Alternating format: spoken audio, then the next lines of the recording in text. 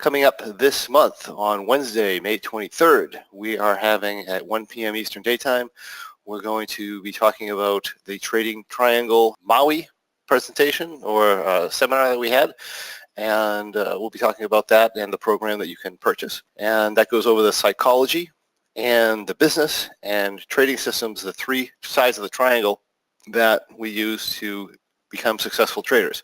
So the Trading Triangle itself focuses on the psychology and business end of things. We talk a little bit about system, but there's lots and lots of information about different trading systems and different trading styles out there. Realistically, most of you listening probably have the skills to be very successful as a trader, but are lacking the psychology part of the equation.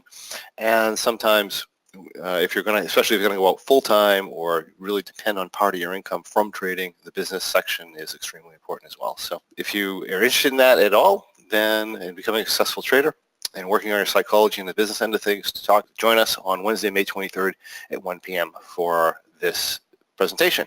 And this is available to anybody. The general public is also welcome.